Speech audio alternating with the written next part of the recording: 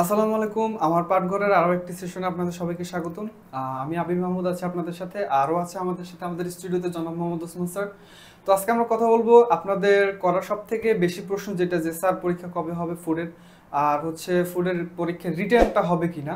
তো চলুন কথা না বাড়িয়ে আমরা ভিডিওতে চলে যাই। স্যার কেমন আছেন? আলহামদুলিল্লাহ ভাই, খুব ভালো আছি। ভালো স্যার। জি স্যার। স্যার আমাদের কমেন্ট বক্সে sir most of the time যে প্রশ্নটা হয় স্যার, ফুডের পরীক্ষা কবে নাগাদ হতে পারে স্যার, এটার জন্য তারা প্রিপারেশন নিতে তাদের প্ল্যান করতে একটু অসুবিধা হচ্ছে স্যার। আপনি আচ্ছা যদি একটু আমাদের আচ্ছা পরিষ্কার করে দিতেন আচ্ছা স্যার। আবি, তো আমরা পরিবর্তিত পরিস্থিতিতে যেটা দেখতে পাচ্ছি, বিগত মানে পূর্বে আমাদের একটা ট্রেডিশন ছিল, সার্কুলার হওয়ার দরকার, সার্কুলার হয়েছে কিন্তু পরীক্ষা হচ্ছে না। হচ্ছে না। তো আমরা এই ট্রেডিশনটার একটা পরিবর্তন দেখতে পাচ্ছি যে বেশ কয়েকটা পরীক্ষা হয়ে গেল, খুব দ্রুত হয়ে গেল। তো সেই হিসেবে ফুডের পরীক্ষাটাও মানে আমরা ধারণা করছি সেটা হচ্ছে যে এই মাসের শেষ হয়ে যেতে পারে। যদি এই মাসের মধ্যে না হয় তাহলে এই পরীক্ষাটা হতে একটু সময় লাগবে। এর কারণটা হলো যে তোমার জুন মাসের 6 বা 7 তারিখে পবিত্র ঈদুল আজহা, মুসলমানদের অন্যতম বৃহৎ সবথেকে বড় ধর্মীয় উৎসব যেটা। তো এটা শনিবার অর্থাৎ বৃহস্পতিবার বন্ধ, এবং এর বন্ধটা হচ্ছে এবার 10 দিন। আচ্ছা আচ্ছা।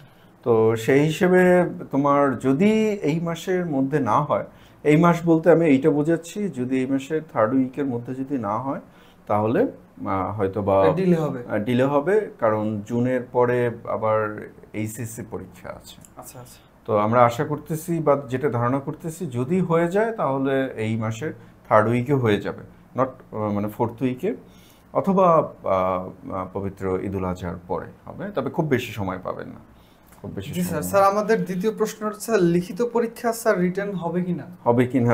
খুব মানে মানে এটা মানে যেটা মনে হচ্ছে যে একমাত্র সোশ্যাল মিডিয়াতে বলো বা ইউটিউবে বলো, মানে আমি কোনো আমরা মনে হয় কন্ট্রোভার্সির সৃষ্টি করেছি, মানে আমরাই মনে হয় যে স্রোতের বিপরীতে দাঁড়িয়ে সম্পূর্ণ উল্টো কথা বলছি। আসলে বিষয়টা সেটা না। আমরা ফুডের যে ভিডিওগুলো আছে সেই ভিডিওগুলোতে আমরা বারবার দেখিয়েছি, এবং আমরা কি বলবো, আমরা তো একটু মোটা গ্লাস পরে সবসময় ভিডিওগুলো দেখি, এবং আমাদের একটা প্রবণতাই থাকে যে কোনোভাবেই হোক একজনকে একটু হেয় করতে হবে, একজনকে একটা গালি দিতে হবে। যেমন গতকালকে একজন একটা ওয়ার্ড ব্যবহার করেছেন, তো আমি মানে তাকে আর কি আর বলবো, সবসময় তো নিজের মন মেজাজ ঠিক রাখা যায় না। তো আমাদেরই কোনো একজন অ্যাডমিন এইটার মন্তব্য দিয়ে দিয়েছে। তো আমরা তাকে পরে আমি তাকে বলেছি যে এই ধরনের মন্তব্য করা আসলে ঠিক না। তারপর আমরা সবাই মানুষ।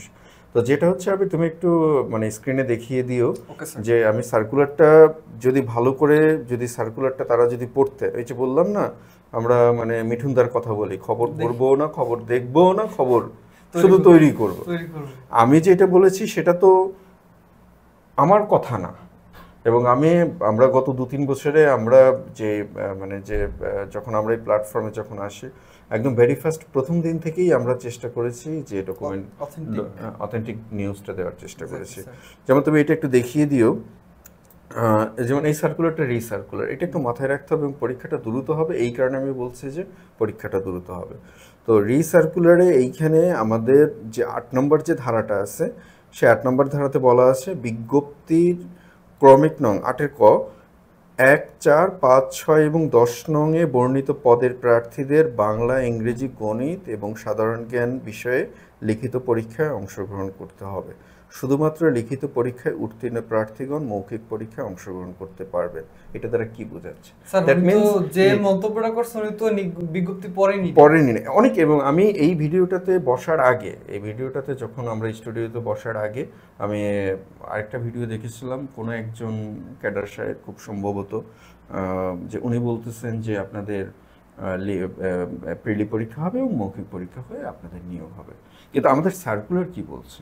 সার্কুলার তো উল্লেখ করা আছে স্পষ্ট। এই যে স্পষ্ট, এটা বোঝাচ্ছে না যে লিখিত পরীক্ষা ম্যান্ডেটরি। Exactly sir. এখন একটা প্রশ্ন হতে পারে যে স্যার লিখিত পরীক্ষা, যেমন প্রাইমারি লিখিত পরীক্ষায় আমরা বুঝি যে প্রাইমারি লিখিত পরীক্ষা বলতে আমরা প্রিলিটাকে বুঝি, কিন্তু এখন এইখানে কি প্রিলিটা হবে কি না, এই লিখিত পরীক্ষাটায় প্রিলি হবে কি না, এটুক তো আপনারা দেখে, এটুক তো ভাই একটু ভিডিওটা একটু শুনবেন, মন্তব্য করেন, গালিগালাজ যা করেন, কোনো সমস্যা নেই, ঠিক আছে? তো এরপরে তুমি দেখো যে 8-এর চ নাম্বার অনুচ্ছেদে একটু দেখিয়ে দিও আবির, যে চ নাম্বার অনুচ্ছেদে বলছে প্রয়োজনে কর্তৃপক্ষ লিখিত পরীক্ষা গ্রহণের পূর্বে বাছাই পরীক্ষা গ্রহণ করতে পারবেন। ভাই এটা আজকে একদম বড় করে দিয়ে দেব, এই লাইনটা একটু দেখবে তারপরে মন্তব্য করবে। এক্স্যাক্টলি, তার মানে লিখিত পরীক্ষা ম্যান্ডেটরি। Mandatory sir. বাছাই পরীক্ষা এটা কর্তৃপক্ষের ইচ্ছার উপর নির্ভর করবে। আর বাছাই পরীক্ষা বুঝতে আমরা কি বুঝি? বাছাই পরীক্ষা বুঝতে আমরা বুঝি এমসিকিউ বুঝি, বাছাই পরীক্ষা বুঝতে। তো এখন এই বিষয়টা মানে আপনারা এইটা স্পষ্ট উল্লেখ থাকা সত্ত্বেও কেন এইটা নিয়ে কন্ট্রোভার্সি করতেছেন? হতে পারে এইটার কারণটা হচ্ছে কি, কারণটা হচ্ছে যে মানে এক দল, সবার প্রতি সম্মান রেখে আমি বলতেছি, কাউকে ছোট করার জন্য না, একটা দল বা একটা গ্রুপ আছে, এরা তো হাইবারনেশনে থাকে, যখনই একটা সার্কুলার আসে তখনই 100 টাকার কোর্স নিয়ে আসে, 200 টাকার কোর্স নিয়ে আসে। আমি তাদেরকে বলবো যে ভাই আপনারা যদি মানে খাদ্যের যে পরীক্ষা আছে না, সর্বশেষ যে পরীক্ষাটা হলো, সেই পরীক্ষাটা একটা পরীক্ষা আপনাদের ওই শীট পুরো দেখে লিখতে দেব, ওই শীট দিয়ে আপনারা ওই খাদ্যের পরীক্ষায় 50 পান কিনা সেইটা বলবেন, চাকরির দরকার নেই, 50 পান কিনা হবে। আমরা তো প্রশ্ন যখন ব্যাখ্যা করতেছি বা আমরা শীটগুলো যখন অ্যালোকেট করতেছি, তো তখন তো আমরা এটা তো দেখেছি এক্স্যাক্টলি স্যার, পুঙ্খানুপুঙ্খভাবে দেখতেছি কি টাইপের প্রশ্ন দিচ্ছে, প্যাটার্নটা কি আসলে, প্রশ্নের প্যাটার্নটা কি, যে এমন জায়গা থেকে প্রশ্নগুলো করা হচ্ছে যে যেগুলো কোথাও নেই, কোনো বইতে নেই, কোনো বইতে নেই। তা এই যে এই গ্রুপগুলো এখন কি হবে না হবে সেটা তো অধিদপ্তরের সিদ্ধান্ত।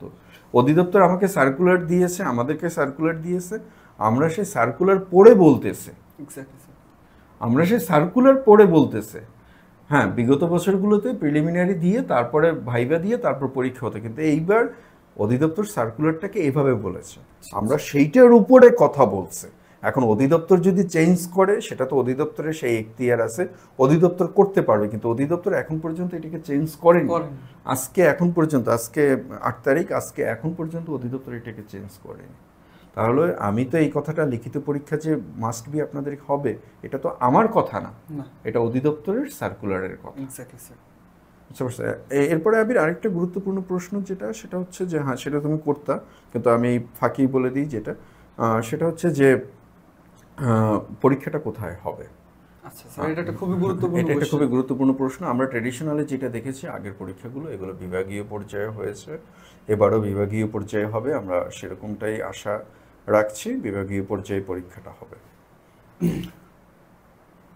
তো এরপরে আবির যে প্রশ্নটা যে সবচেয়ে বেশি আমরা পেয়েছি যে শীটের বিষয়, হ্যাঁ শীটের বিষয়ে অনেকে আমাদের এই বিষয়ে জানতে চেয়েছেন। তো আমরা আগের ভিডিওগুলোতে আমাদের শীটটা দেখিয়েছি এবং আজকেও আপনাদেরকে দেখাবো, আমাদের শীটের কিছু ইমেজ দিয়ে দেওয়া হবে আপনাদের এই ভিডিওতে, আপনারা একটু দেখে নেবেন। আমি শুধু এইটুকু বলতে পারি ভাই, আপনারা যদি পড়তে পারেন, যেহেতু সময় খুব বেশি নেই, আমাদের তো 2টা পার্ট, আমি আপনাদেরকে বলবো যে আপনারা যেটা আমাদের টপিক বেস যে পার্টটা আছে, টপিক বেস পার্টটাকে আপাতত স্কিপ করেন, কারণ টপিক বেস পার্টটা পড়ার সময় নেই, এত পড়ার সময় নেই। আপনারা শুধু আমাদের যে প্র্যাকটিস পার্টটা আছে সেই প্র্যাকটিস পার্টটা প্র্যাকটিস করুন। আমরা মানে এখন দাম নিয়ে একটা প্রশ্ন আসতে পারে, এই প্রশ্নটাও অনেকেই করেছেন, যেহেতু আমরা আলোচনায় বসেছি একটু খোলামেলা আলোচনাই করি, যে একটা ডায়ালগ থাকে, জিনিস যেটা ভালো দাম তার একটু বেশি।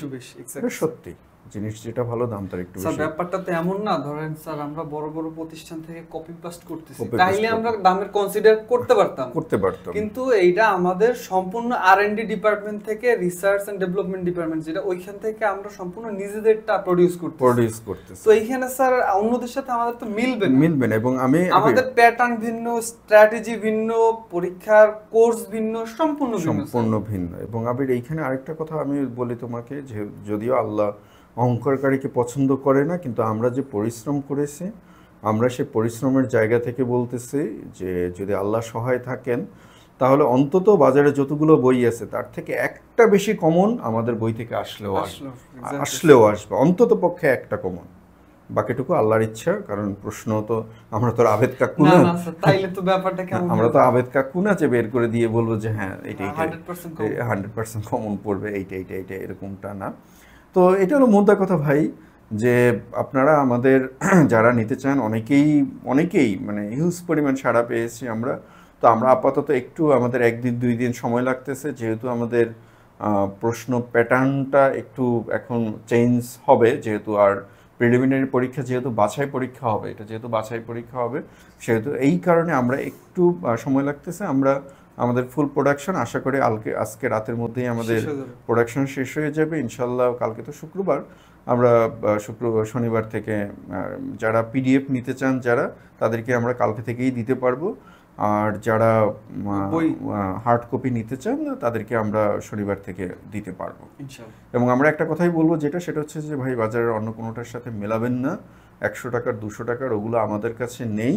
কারণ আমরা যেটা নিয়ে কথা বলি, আপনার চাকরি পেতে হবে, আমরা এই চাকরি নিয়ে কথা বলতেছি। স্যার আরেকটা আমার প্রশ্ন, স্যার 100 টাকার শীট পরে একজন 10ম গ্রেড 12তম গ্রেড বা 13তম গ্রেড চাকরি পাওয়ার আশা কিভাবে করে স্যার?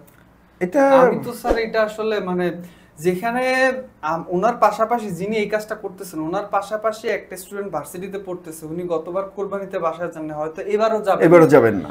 উনি পড়ালেখা ব্যতীত অন্য কোনো দিন তাকাচ্ছেন না। উনি টাকার দিক তাকাচ্ছেন না, পয়সার দিক তাকাচ্ছেন না, সময়ের দিক তাকাচ্ছেন না, নিজের হেলথের দিক তাকাচ্ছেন না, just dedicated for a work job. So sir 100-200 টাকার শীটে কিভাবে পসিবল? সেটাই এখন এই কথাটা যে মানে আমি একটা কথা বলেছি যে আল্লাহ আসলে অহংকারকারীকে পছন্দ করেন না।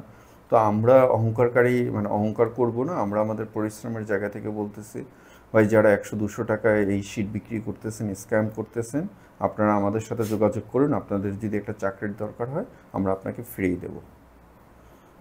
আর সবার জন্য একটা মেসেজ সেটা হচ্ছে যেহেতু আমাদের এই ফুডের এখন তো যেহেতু সময় নেই, আমরা যেটা করতে পারি, একটা ক্র্যাশ কোর্স আমরা চালু করেছি।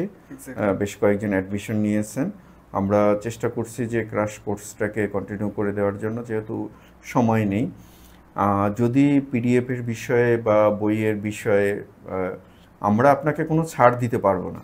আমরা যে প্রাইসটা বলবো সেটাই প্রাইস। তবে হ্যাঁ, যদি কেউ অসহায় হয়ে থাকেন, যোগাযোগ করবেন, ফিনান্সিয়াল প্রবলেম থাকবেন, আমাদের সাথে একদম খোলা মনে বলবেন। আমরা আমাদের জায়গা থেকে আপনাদেরকে চেষ্টা করব আমাদের সর্বোচ্চটুকু করার জন্য। তো এটাই আমার মানে আপনাদের ফাইনাল মেসেজ হলো, যেহেতু সার্কুলার বলতেছে লিখিত পরীক্ষা হবে, সার্কুলার আরেক জায়গায় বলে দিয়েছে যে হ্যাঁ, বাছাই পরীক্ষা কর্তৃপক্ষ প্রয়োজনে নিতে পারবেন। তো মেবি যেহেতু অনেক বেশি প্রার্থী, বাছাই পরীক্ষা হবে, পরীক্ষা বিভাগীয় পর্যায়ে হবে। পরীক্ষা আমরা আশা করছি এই মাসের 3rd উইকে হওয়ার সম্ভাবনাটা বেশি। যদি 3rd উইকে না হয় তাহলে খুব সম্ভবত পবিত্র ঈদুল আজহার পরে হবে। এটাই বিষয়। তো স্যার আপনাকে অসংখ্য ধন্যবাদ স্যার আমাদেরকে আবারও সময় দেওয়ার জন্য। তো আমাদের ভিডিও যদি আপনাদের কোনো উপকারে আসে অথবা আপনারা যদি অথেন্টিক তথ্য পেয়ে আপনাদের উপকার হয়, তাহলে অবশ্যই লাইক, কমেন্ট, সাবস্ক্রাইব এবং শেয়ার করে আমাদের পাশেই থাকবেন। আজকের মতো এই পর্যন্তই। আল্লাহ হাফেজ।